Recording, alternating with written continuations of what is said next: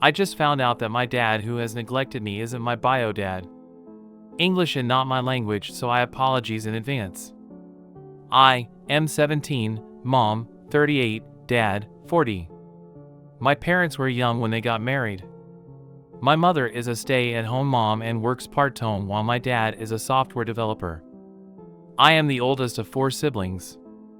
I have been treated like the black sheep in the family since I can remember.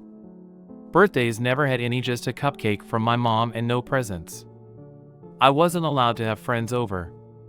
Christmas was never something I looked for. At most, I would get some socks, while I had to look at the presents my dad, aunts, uncles, and grandparents gave my siblings. New bikes, latest fashion clothes, phones, game consoles, games, you name it, they got it. The same was for their birthdays, big parties. Their friends and family would show up and shower them with gifts. I was never allowed on family trips and vacations. I was left behind to stay with grandparents who were strict on everything I did, and sometimes they would just call on someone else to pick me up while I was supposed to stay with them. My mom got a part-time job when I was 13, and with it she would sometimes ask if we could just spend the day together while dad and my siblings were out, even though it was just to get ice cream. When I was at home, I mostly stayed in my room and studied. It didn't matter how well I did in school or sports, my dad showed no interest. I was able to get some money by tutoring. That, along with I managed to get a part-time job at food court and a grocery store, meant I spent less time at home. Over the years, my mental health got worse and worse because of maintaining good grades, doing well at spots, working 2 part-time jobs. My mom helped me find a therapist who has helped a lot. Yesterday, I came home from work late, tired, and just wanted to go to bed. I opened the door to hear my mom arguing with my dad and aunt about me in the living room. I could hear my aunt saying that I should be grateful, more grateful towards my dad. Then they saw me in the doorway and stopped. My mom and dad looked like they had seen a ghost, while my aunt announced, "And in comes the bastard." I was shocked to hear her say that. I know she did not like me and mostly ignored me when we were in the same room. But I got angry and just asked her to repeat what she had said. My dad quickly stopped her, but no, I wanted to know why I should be grateful about. So I asked what was going on. No one said anything for a while. So I asked again, and be grateful about what? Being ignored, neglected, abandoned while my siblings are spoiled and play happy family with dad. As soon as I said dad, my aunt just shouted that I was not his son. I was shocked by what she said, and I asked my dad if it was true. He looked at me and just said, "I am sorry." I didn't know what to say. I looked at my mom and she said nothing. I left to my room and just started crying. Later, my mom found me on the floor shaking and crying. She helped me up and stayed with me until I fell asleep. I woke up this morning and called in sick. I barely left my room today. I just feel like everything I have done to make the man I call dad proud or just to acknowledge me has been a waste of life. I wish that I had known years ago. Update. After I put up this post, I had to get out of the house. I went to be alone for a while, and the thoughts of ending things became too hard to ignore. So I called up my best friend and he picked me up. We went for a drive and I told him what had happened yesterday. He just listened while I just cried and told him everything. He knew my father was like this, but not the extended family. I have never seen him so angry before. He had to pull over so he could calm down. I showed him the post and he was silent for a while. After a few minutes, he told me that no matter what, I was his best friend, and he asked it would be okay if he could talk to his parents about me staying at his place for some time. I said yes. He dropped me off home and we got out of the car. We talked for a bit. Before he left, he gave me a hug and just said whenever I felt alone that I should give him a call. When I entered the house, I ignored everyone. First, I would like to thank everyone for your comments, though I have not responded. I read through all of them. Not only have they been helpful towards to see things differently, but to do the best to stay strong until I will move out. You are right, this man is not my dad/father, and I will no longer see him like that anymore. I will try and get some answers on why I'm being abused, why after all these years no one told me anything, and the most important for me right now, who is my real bio father?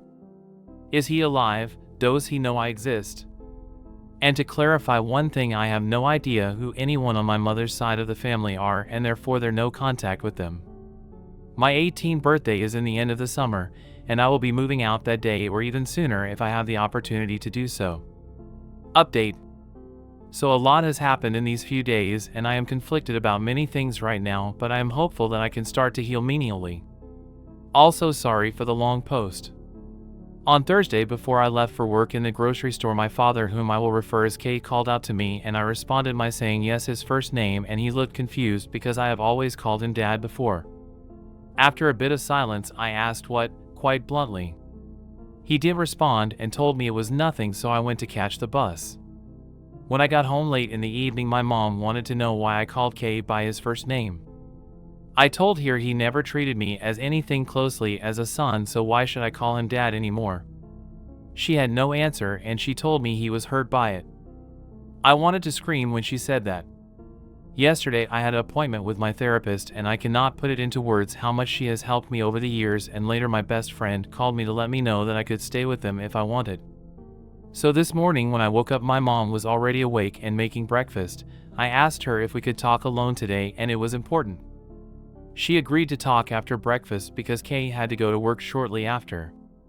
After Kay left, she told my siblings to not enter the kitchen for a while. I am paraphrasing a bit because it was a long conversation. We sat down and I found it hard to get the words out at first, but I told my mom that I can't get over the fact that for all these years how I have been treated and neglected by Kay and his side of the family. And she watched it happen, and I need to know why. At first she tried to dodge the question and gave the same answer as always. But I didn't give in and told her that this was important to me, and again she tried to dodge it. So I told her that I can't do this anymore. So I was going to pack up some of my stuff and move out, and not until she was ready to tell me the things I needed to hear we would not be on speaking terms. She started to tear up and just told me how sorry she was and kept on saying I am so sorry over and over.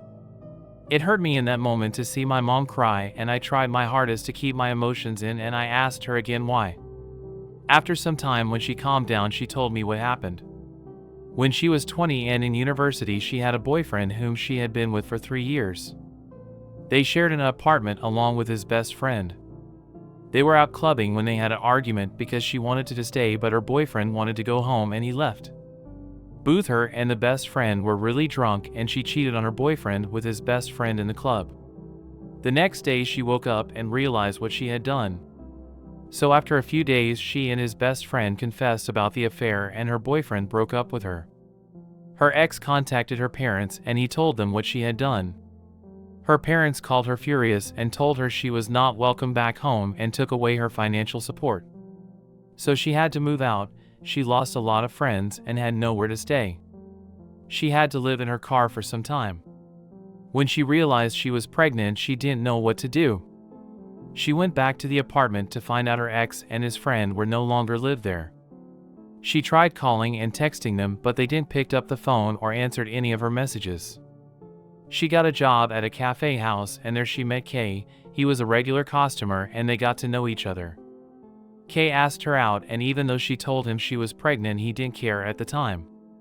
Kay's parents were not happy about the idea that their son was dating a pregnant woman and a cheater, and threatened to cut him out of their lives.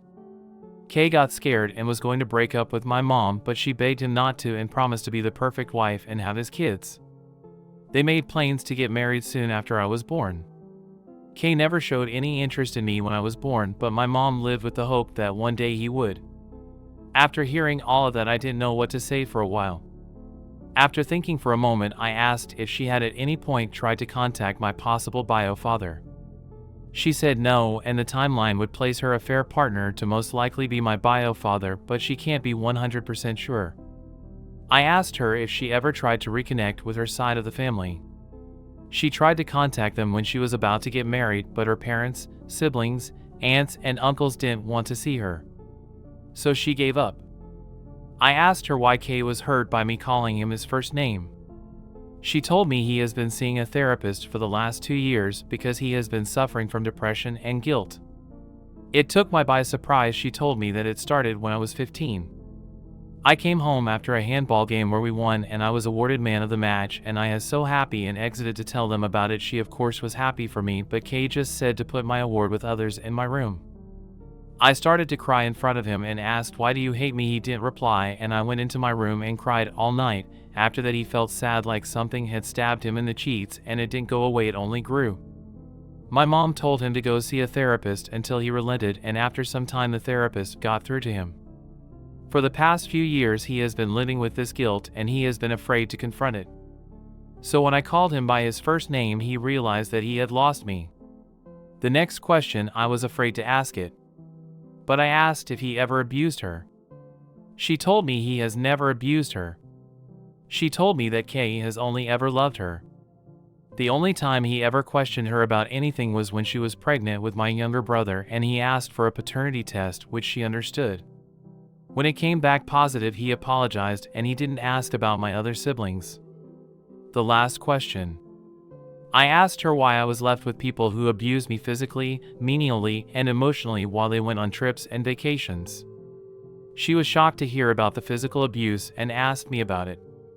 I told my mom that I never said anything at the time because I was afraid of Kay's family members when it happened. I told her everything I remember, but here is some of the things they did. My grandparents would scold me loudly and hit me when I was younger. My aunt never spoke to me unless she needed a favor, only to then go back to ignoring me and told me to stay in the guest room. When I was 14, my father took the family to a 2-day trip to Croatia. He left me with his older brother. He asked me to go to the store to buy some stuff. And of course I said yes. When I came, he opened the door and took the bags and locked me out of the house. I sat there crying until they had all finished with their dinner, and then he let me in. She cried the whole time while I told her everything. She told me how sorry she was. She knew they didn't like me, but this was just hate. After the conversation, she asked if I was going to move out and where. I told her I was planning on it and where I will not tell her because I don't want Kay to know where I would be staying. She started to cry again. And again, it hurt to see her cry. The conversation was long and lasted for several hours, but these are just the main points. After that, I went to my room to clear my head and think. About an hour later, someone knocked at my door and I told them to open. It was Kay who opened the door. He asked if he could enter and I said yes. It was the first time since I can remember he ever entered my bedroom. He looked around for a bit. He looked shelf where I keep all of the awards and trophies from school and sports. He was both surprised and sad when he saw the medals from then I did track and field and played football. He stopped when he saw the small man of the match award and picked it up. He held it for a while and started to tear up. He put it back and sat down on the bed. Neither of us said anything for a while. I asked if Mom had told him what we had talked about. He was still tearing up and slightly nodded his head. I asked him if he was aware on how I see him. He nodded again and whispered yes. So you know the extent on what our parents and siblings have put me through. He looked me in the eyes and asked if it was true. I said yes, and he just started full on crying. After a while he stood up and hugged me. This was Booth the first time he has ever hugged me and cried in front of me before. I just hugged him back and started to cry. He didn't want to let go, and he said how he was sorry for the pain he put me through, for the years of neglect, for treating me like an outsider, and he begged me not to move out. When he finally let go, he asked to be given a chance. I told him that maybe with time I could forgive him and Mom, but they had to earn it. But I won't forgive his family for the things they had done. Also, for now he was still Kay. He is hurt by it but accepted it. For now I am not moving out, but if things go back to the way it was, I will not hesitate to levy, and he knows it. We are going to see a family therapist together. I will in the future try and reach out to my biological father. But I don't know about my maternal family side. I am on the fence with them. I want to thank you for reading. Slight update. I called my friend and told him what happened. The door will always be open at his place. We have known each other since we started school, and we both play for the same team. I know his parents well, and they are lovely people. I know many of you want me to move out as soon as possible. But I told them I would like to give them this one chance. And that is what I will do for the moment. Honestly, I am not scared that things will just go back to how things have been. I have been saving all of my money since I started working. To those who have been sending virtual hugs, here's a virtual hug back, and thank you. Thank you for all the comments and support. Update 2. Firstly, I would like to thank all of you who have messaged on the last post and privately. I would like you to know that I am safe and I am at my friend's house. They are willing to let me stay with them long term. These messages have not only opened my eyes, but also to see my mom and Kate for the people that they truly are. Both of them do not love me and do not care. I have had people telling me their stories of childhood abuse and neglect and how they got out. Every time I have tried to talk to Mom and Kay about the abuse, tried asking my mom how she can happily leave me behind. Not done anything about it, they have tried to avoid the questions and love bomb me instead and saying that things will change. What really got me was this morning I got a message asking how my mom never noticed any bruises when they picked me up after travels and vacations. That sealed the deal for me. There is no way for someone who should supposedly cares for you not to notice. This morning I got ready to leave and packed up my things. It wasn't that much that I was taking with me. When I was ready, I called my friend and asked him to pick me up when he could and call me when he was outside. When my friend called me and I moved my things out, I let my mom know and Kay know that I will be moving out. They did not take it well and started to beg me to stay. I told them that I couldn't stay there because it was clear to me that they didn't care about me. Kay got defensive and tried to say that this was my home and I should not leave. I asked him why for these past 2 years when he was in therapy he has remained the same. How come even though I tried my best I was still treated me like an outsider? He didn't say anything. I asked my mom why she let this go on for years without doing anything to stop it. Again, she didn't say anything. My brothers weren't home, so I went to say goodbye to my sister. It was really hard because she is the only one who has ever treated me with genuine kindness and love. I talked with her a bit, and when I told her that I was going, she looked so sad. It was harder than I thought to say goodbye her. When I got to his car, I just broke down. We drove around for a bit before we got to his place. His dad helped me get settled in the guest room. My friend told his parents about the posts. They asked me to tell them everything and I did. Their parents talked in private for a bit and then let me know that they would rather I stay with them long term than to go back. Again, thank you for everything. New update. Just want to make an update on how I am doing ever since I left and to clarify things a little. First, yes, I am dyslexic and I don't care. This is not a book report and I am not getting grades on what I post on Reddit. The grammar police will never find me. Second, this is not my main account is followed by some of my friends and teammates and I don't want them to know what I am going through. My best friend respects my wishes on not telling others. Now to what has been going on since I left. My best friend and his family have been nothing but wonderful. They have taken me in as their own and showed me nothing but love, kindness and understanding. I appreciate everything they have done to make me feel safe and loved. I have met with my mom and siblings on a few occasions, but never at my old home or at my friend's house. I have made myself clear that I will never step a foot inside there again, and it took my mom some time to realize that. She stopped asking me to come back after I ignored her for a few weeks. I have switched therapists because I felt like I needed a fresh slate with dealing with all of this, and yes, indeed, therapists are mandatory reporters in my country. I learned that after my first appointment and he contacted the police and reported my old one. Kay and some of his extended family have tried to reach out via text and some have offered their apologies and others just insults. It's not too hard to think why.